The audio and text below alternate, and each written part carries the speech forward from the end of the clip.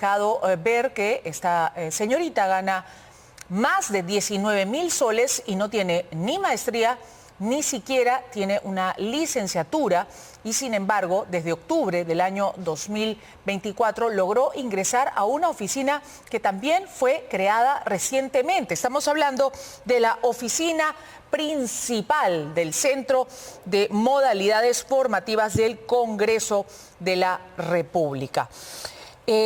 ¿Cómo ve usted? ¿Cómo evalúa usted, digamos, la suerte, por decirlo de algún modo, ¿no es cierto?, de Jacqueline Yesenia Lozano Millones? ¿Correspondía que una persona que no tiene los grados académicos, por lo menos necesarios, entre al Congreso y gane como jefa de esta oficina más de 19.000 soles? Buenos días y bienvenido. Muy buenos días, Melissa. Mira, quisiera antes hacer una aclaración que me parece pertinente. A ver. La oficina no la crea el señor Salguana, la oficina la creó el Congreso mediante una modificación del artículo 26 del reglamento en junio del año 2023, o sea, ya estamos hablando prácticamente de hace 2 años de creación. Eso fue durante la presidencia del señor José Williams. Posteriormente, durante la presidencia del señor Soto, me parece que fue en octubre del año 2024, se aprueba el estatuto de la Oficina de Modalidades Formativas. O sea, estamos hablando de una oficina que en primer lugar no la crea un presidente, la crea la modificación del reglamento del Congreso, para lo cual se requiere la aprobación de la mayoría absoluta legal de los congresistas en el Parlamento. Pero digamos que empieza a 66 votos. ¿Empieza a operar esta oficina desde cuándo? ¿Desde el 2023 o 2024 con el estatuto? No, por eso es que es algo un poco larga la explicación, pero es necesaria. Primero, se crea mediante modificación del reglamento, para la cual se necesitan 66 votos. Todos los congresistas debieron saber que estaban aprobando la creación de esa oficina, no obstante que ahora no sepan de qué se trata. En segundo lugar, el estatuto sí lo aprueba la mesa directiva a través de una resolución. Y el señor Salguana lo que ha hecho es implementar la oficina creada mediante la mayoría del Congreso y el estatuto aprobado por el señor Soto, para lo cual obviamente el oficial mayor debió asegurarse que se cumplían los requisitos necesarios para ocupar puestos de los más altos funcionarios. Entonces le dio luz verde, digamos, Salguana, bueno, me refiero. En realidad la luz verde no la da él porque carece de la suficiente autonomía, debido a que él designa, contrata y nombra a las personas que la mesa directiva le indican que designe, contrate o nombre. Entonces, lo mismo pasó recientemente con varias de las designaciones que llamaron a preocupación pública cuando se lo convocó en la oficina en la comisión de fiscalización, y él no recordaba quién le había indicado que designe al jefe de la Oficina de Asuntos Jurídicos y Constitucionales del Congreso. ¿Sobre quién recae, lo que quisiera entender, sobre quién recae la designación de esta oficina que, digamos, tiene poco tiempo? ¿Sobre quién recae la responsabilidad de la creación de tal? Que inicie... La creación no, la designación. La designación le corresponde verificar al oficial mayor a través de, obviamente, de las oficinas que dependen de él, como la Dirección General de Administración, la Oficina de Recursos Humanos. Ellos se encargan de verificar que se cumplan los requisitos. Si no existieran requisitos, obviamente no hay ningún tipo de falta. Pero si existen requisitos y no se cumplen, ahí sí hay falta. ¿Y quién define los requisitos? Los requisitos son generales. En principio, esos requisitos deben aparecer en el Estatuto del Servicio Parlamentario. Pero como ha sido suspendido el estatuto a partir del año 2017 durante la presidencia del señor Luis Galarreta, obviamente la valla se ha bajado notablemente y ya no existe esa exigencia que existía a partir de la vigencia del estatuto en diciembre del año 2015. Esas exigencias se cumplían entre el año 2015 y el año 2017. En el año 2017 se modifica la situación general porque ya no es necesario cumplir con ningún requisito. Ese es el problema principal. Pueden haber requisitos generales que se cumplan de manera esporádica, pero como se trata de una oficina nueva, donde no hay ningún tipo de formulación de requisitos específicos, por ahí puede haber salido el vacío que ha generado la posibilidad de que se contrate una persona que solamente es bachiller. No obstante, que la función que tiene es de carácter académico, porque tiene que asegurarse que las personas que postulan a esa opción de formación dentro del Congreso se hayan terminado sus estudios o estén en el tercio superior, ya estén a cargo del programa de CESIGRA, etcétera. Entonces, esos son los problemas que ha generado la designación de una persona que no tiene las competencias necesarias para ocupar ese puesto. Para una jefatura hay requisitos mínimos, digamos, para la contratación dentro del Congreso de la República, requisitos mínimos exigibles. Como te menciono, Melissa, esos requisitos aparecían de manera clara y distinta en el Estatuto del Servicio Parlamentario, que ha quedado en suspenso desde la presidencia del señor Luis Galarreta en el año 2017. Ahora, puede ser que hayan por ahí algunos reglamentos de segundo nivel, de segundo orden, pero en todo caso, efectivamente, los requisitos centrales que establecía el Estatuto era que para ser funcionario del Congreso tú tendrías que tener una maestría o por lo menos estudios incompletos de maestría. Actualmente, como se menciona en el reportaje, la señorita Lozano no tiene estudios de maestría y solamente tiene su grado de bachiller. Ni siquiera licenciatura, correcto. Y que se le haya designado un sueldo, digamos, tan alto, incluso más alto que el sueldo básico de un congresista, 19.000, casi 300 soles, me parece. ¿Es lo correcto? ¿Está dentro de lo legal, digamos, dentro del Congreso de la República? Es lo que corresponde para una jefatura de una persona, además que no tiene, repito, ni maestría ni licenciatura. Melissa, ya se han perdido los horizontes de una manera tan flagrante que es difícil saber qué cosa es lo que puede ser lo normal y qué cosa es lo normal, lo no normal. ¿Por qué? Porque hasta, por lo menos cuando yo me jubilo en diciembre del año 2019, la norma era que nadie podía ganar más de 15.600 soles, que era lo que ganaba el oficial mayor.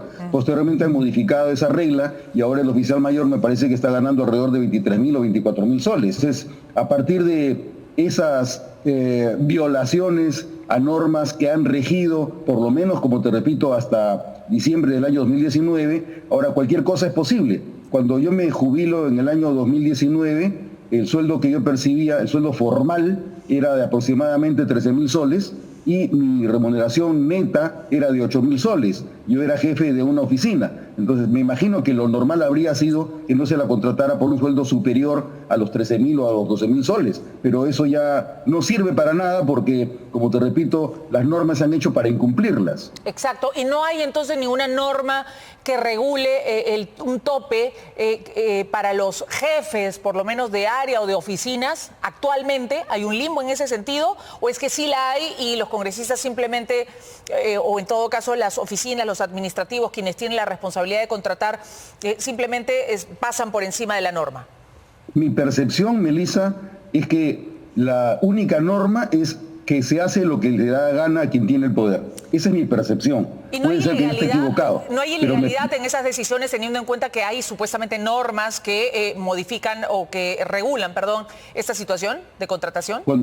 Cuando tú tienes personas cuya regla es hacer lo que el poder me permite hacer, independientemente de lo que digan las normas, el Estado de Derecho no te garantiza absolutamente nada, porque materialmente, más allá de la formalidad, tú puedes hacer lo que tu voluntad política sea. Entonces, estamos ante gente incompetente para poder ocupar los puestos representativos si no respetan los principios centrales de un Estado democrático y representativo. Ese es el gran problema. Entonces aquí digamos que quienes tienen la decisión, ya no hablemos de responsabilidades, por lo menos de la decisión de designar a esta señorita, son tanto la oficialía mayor como la mesa directiva y los congresistas que además han aprobado la creación de esta oficina, me dijo, en 2023. En junio del 2023, durante la presidencia del señor Williams, sí. O sea, habría que ver quiénes votaron a favor de la creación de esta oficina y quién ocupó el cargo desde el inicio de la misma.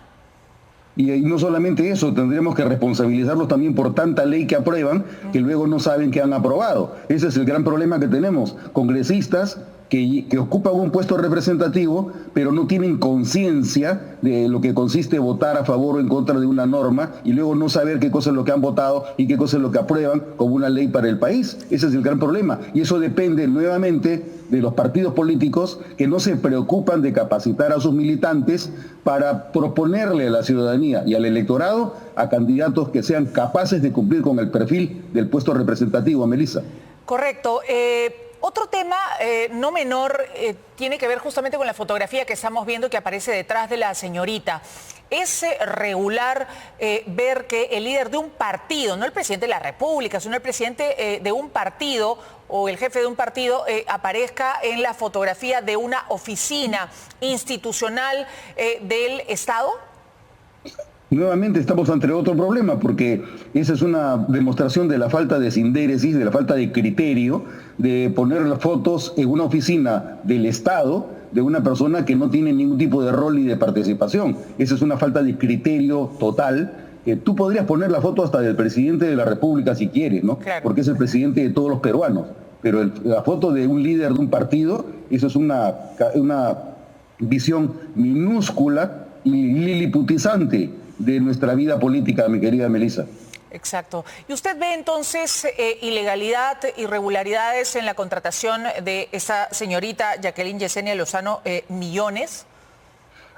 Obviamente hay una irregularidad porque se ha contratado a una persona que carece de las competencias académicas para ser alto funcionario. Y esa responsabilidad naturalmente tiene que verse si es que la ha cometido solamente el oficial mayor o además quien ocupa el puesto en la Dirección General de Administración y en la Jefatura de Recursos Humanos. Esos son los principales responsables. Y debería dejarse sin efecto la contratación de esta señorita y, de ser así, ¿quién tiene la responsabilidad de dar marcha atrás, digamos, con esta contratación?